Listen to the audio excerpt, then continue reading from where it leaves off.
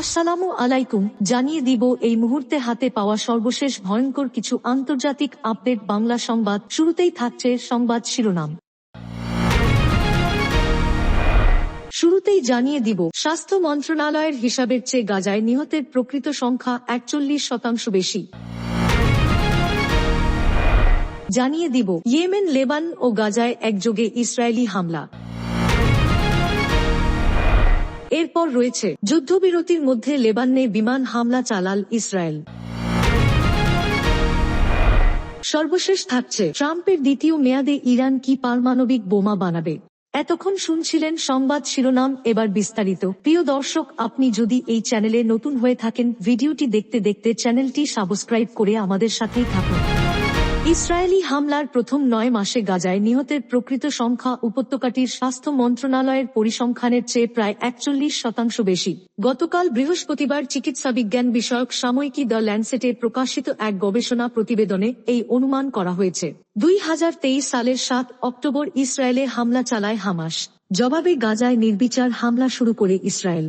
শুরু থেকে এই যুদ্ধে কত ফিলিস্তিনি প্রাণ হারিয়েছেন তা নিয়ে বিতর্ক চলছে। হামাস পরিচালিত গাজার স্বাস্থ্য মন্ত্রণালয়ের তথ্যমতে গত বছরের 30 জুন পর্যন্ত আগের 9 মাসে উপত্যকাটিতে যুদ্ধে 37,877 জন নিহত হয়েছে। কিন্তু ল্যান্সেট গাজা স্বাস্থ্য মন্ত্রণালয় একটি অনলাইন জরিপ ও সামাজিক যোগাযোগ মাধ্যমে প্রকাশিত মৃত্যু সংবাদের ভিত্তিতে ক্যাপচার পরিসংখ্যান পদ্ধতি ব্যবহার করে দেখেছে, যুদ্ধের প্রথম 9 মাসে গাজায় প্রায় 55,298 থেকে 78,525 জন ফিলিস্তিনি নিহত হয়েছেন।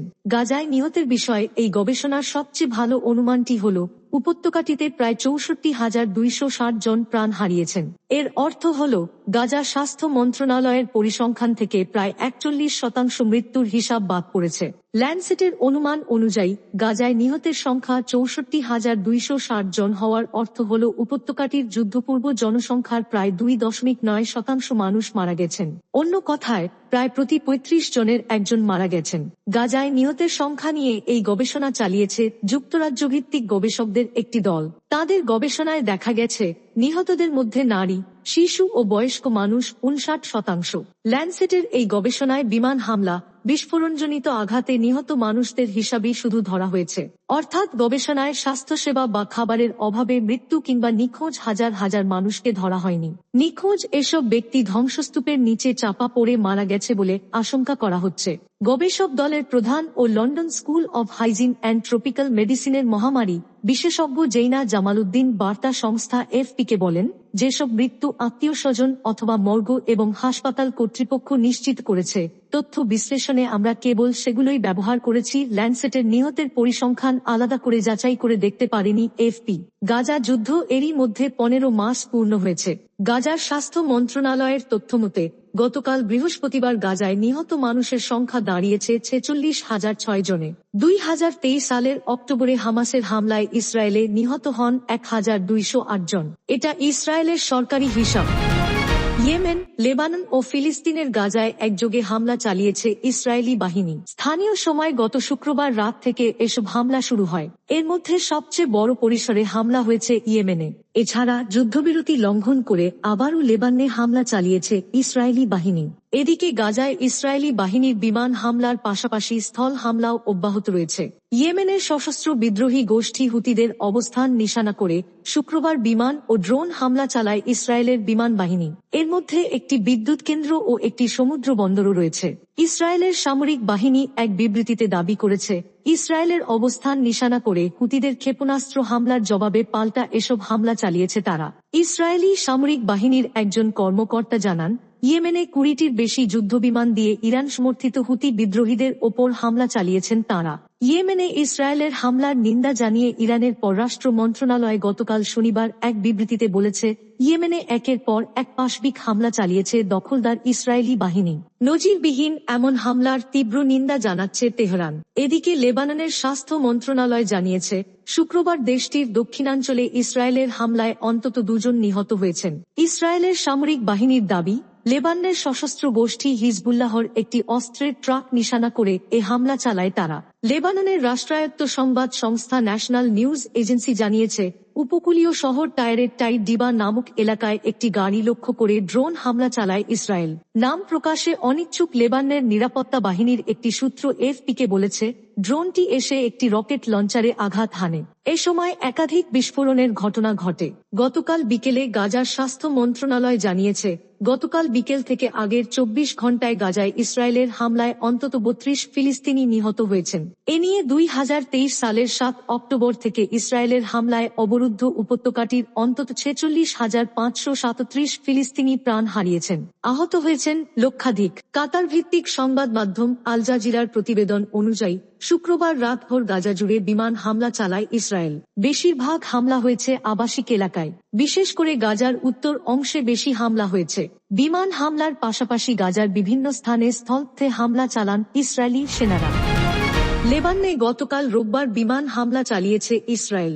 লেবাননের রাষ্ট্রীয় সংবাদ মাধ্যম ন্যাশনাল নিউজ এজেন্সি এ তথ্য জানিয়ে বলেছে, দেশটির পূর্ব ও দক্ষিণাঞ্চলে এই হামলা চালানো হয়েছে। ইসরায়েলি সামরিক বাহিনী বলেছে, তারা লেবাননে হিজবুল্লাহর বিভিন্ন লক্ষ্যবস্তুতে হামলা চালিয়েছে। এই লক্ষ্যবস্তুর মধ্যে সিরিয়া সীমান্ত বরাবর চোরাচালানের পথও আছে। লেবাননের ইরানপন্থী রাজনৈতিক ও সশস্ত্র সংগঠন হিজবুল্লাহর সঙ্গে ইসরায়েলের যুদ্ধবিরতি গত 27 নভেম্বর কার্যকর হয়। ভঙ্গুর এই যুদ্ধবিরতিকে আরও নড়বড়ে করে তুলল ইসরায়েলের গতকালের বিমান হামলা। ন্যাশনাল নিউজ এজেন্সির খবরে বলা হয়, ইসরায়েলি যুদ্ধবিমানগুলো লেবাননের পূর্ব বালবেক অঞ্চলের জান্তা শহরের উপকণ্ঠে হামলা চালিয়েছে। দক্ষিণের নাবাতিয়েহর কাছের এলাকাগুলোতেও হামলা হয়েছে। ইসরায়েলের চালানো এসব হামলায় কেউ হতাহত হয়েছেন কিনা সে বিষয়ে কোনো তথ্য দেয়নি ন্যাশনাল নিউজ এজেন্সি। ইসরায়েলি সামরিক বাহিনীর পক্ষ থেকে বলা হয়েছে, যুদ্ধবিরতি পর্যবেক্ষকদের কাছে হুমকি হিসেবে উপস্থাপন করা বেশ কয়েকটি লক্ষ্যবস্তুর ওপর তারা হামলা চালিয়েছে।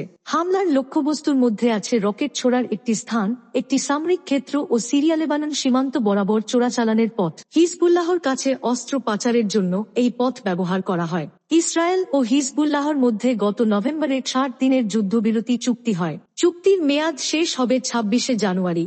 এই সময়সীমার 2 সপ্তাহ আগে লেবাননে হিজবুল্লাহর লক্ষ্যবস্তুতে হামলা চালাল ইসরায়েল। এদিকে চুক্তি হওয়ার পর থেকে উভয় পক্ষ পরস্পরের বিরুদ্ধে অভিযোগ তুলছে। তারা পরস্পরের বিরুদ্ধে চুক্তির শর্ত লঙ্ঘনের অভিযোগ করছে।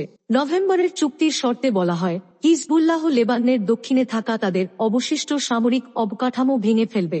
সংগঠনটি তার বাহিনীকে সীমান্ত থেকে প্রায় 30 কিলোমিটার দূরে লিটানি নদীর উত্তরে সরিয়ে নেবে। যুক্তরাষ্ট্রের প্রেসিডেন্ট হিসেবে ডোনাল্ড ট্রাম্পের দ্বিতীয় মেয়াদ ইরানের জন্য কঠিন সময় যাবে বলে মনে করছেন বিশ্লেষকেরা। তারা বলছেন, সময়টা পাশ্চাত্যের সঙ্গে সম্পর্কের ক্ষেত্রে দেশটির জন্য নানা ফল বয়ে আনতে পারে। ইসরায়েলের নেতাদের পাশাপাশি যুক্তরাষ্ট্রের নেতারাও ইরানের পারমাণবিক অবকাঠামো স্থাপনা, বিদ্যুৎ কেন্দ্র এবং তেল ও পেট্রোকেমিক্যাল অবকাঠামোর ওপর সামরিক হামলা চালানোর বিষয়ে খোলামেলা আলোচনা করছেন। অবশ্য ইরানের সর্বোচ্চ ধর্মীয় নেতা আয়াতুল্লাহ আলী খামেনি সহ দেশটির অন্যান্য নেতা এসব হুমকিতে ভয় পাচ্ছেন না। দেশটির Islamic Revolutionary Guard Corps IRGC সম্প্রতি বড় পরিসরে সামরিক মহড়া চালিয়েছে। স্পর্শকাতর স্থাপনাগুলোর প্রতিরক্ষার কথা মাথায় রেখেই এসব মহড়া চালানো হয়েছে। 2 দশকের বেশি সময় ধরে পাশ্চাত্যের সঙ্গে ইরানের সম্পর্ক প্রধানত দেশটির পারমাণবিক কর্মসূচির বিকাশকে ঘিরে আবর্তিত হচ্ছে। এ সময় দেশটিকে পারমাণবিক বোমা বানানো থেকে বিরত রাখতে চেষ্টা চালানো হয়েছে।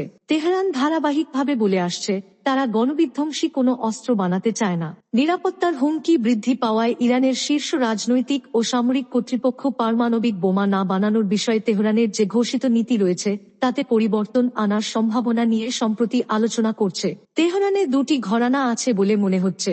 একটি ঘরানা পারমাণবিক কর্মসূচি সহ অন্যান্য বিষয়ে যুক্তরাষ্ট্রের সঙ্গে আলোচনার সম্ভাবনার বিষয়ে উন্মুক্ত। অপর ঘরানা পারমাণবিক বোমা তৈরির বিষয়ে শক্ত অবস্থানে রয়েছে ধারণা করা হয়। বিশেষ করে ইসরায়েলের বিরুদ্ধে প্রতিরোধ ক্ষমতায় ক্ষয় এবং নিজেদের আঞ্চলিক মিত্রদের করুণ অবস্থার কারণে দ্বিতীয় ঘরানাটি এমনটি ভাবছে বলে মনে করেন ওয়াশিংটন ভিত্তিক ক্রাইসিস গ্রুপের জ্যেষ্ঠ ইরান বিষয়ক বিশ্লেষক নাইসান রাফাতি।